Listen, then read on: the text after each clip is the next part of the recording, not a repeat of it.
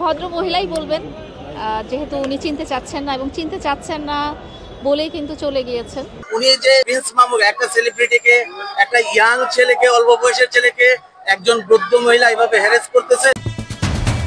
লায়লা আক্তার ফরাদকে মারধর ও হত্যা চেষ্টার অভিযোগে ক্যান্টনমেন্ট থানায় করা মামলায় টিকটকার আব্দুল্লাহ আল মামুন ওরফে প্রিন্স মামুনের বিরুদ্ধে অভিযোগ গঠন করেছেন আদালত। এরই মধ্যে তার বিরুদ্ধে আনুষ্ঠানিক বিচার শুরু হয়েছে। মঙ্গলবার ঢাকার অতিরিক্ত মহানগর হাকিম মোহাম্মদ মাহবুবুল হকের আদালত আসামির অব্যাহতি আবেদন নাকচ করে এ আদেশ দেন।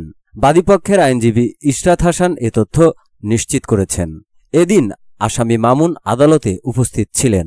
এরপর তার আইনজীবী মামলার দায় থেকে অব্যাহতি চেয়ে আবেদন করেন। অন্যদিকে বাদীপক্ষের আইনজীবী ইশরাত হাসান অভিযোগ গঠনের পক্ষে শুনানি করেন। উভয় পক্ষের শুনানি শেষে আদালত অব্যাহতির আবেদন খারিজ করে দেন। একই সঙ্গে আদালত অভিযোগ গঠনের মাধ্যমে বিচার শুরুর আদেশ দেন। আগামী 1 মার্চ সাক্ষ্য গ্রহণের দিন ধার্য করেন। এ সময় বাদী লায়লা আদালতে উপস্থিত ছিলেন। 2023 সালের 12 ডিসেম্বর মামলা দায়ের করেন লায়লা আক্তার ফরাদ। মামলার অভিযোগ করা হয়, প্রিন্স মামুনের সঙ্গে ফেসবুকে পরিচয় হয় লায়লার। এক পর্যায়ে তাদের মধ্যে প্রেমের সম্পর্ক গড়ে ওঠে। দুই পরিবারের সম্মতিতে প্রিন্স মামুনের সঙ্গে লায়লার বিয়ের কথা চূড়ান্ত হয়। তখন থেকে প্রিন্স মামুন লায়লার বারিধারা DOHS এর বাসায় বাস করতে থাকেন। এরপর থেকে প্রিন্স মামুন বিভিন্ন অজুহাতে লায়লার কাছ থেকে টাকা নিতেন।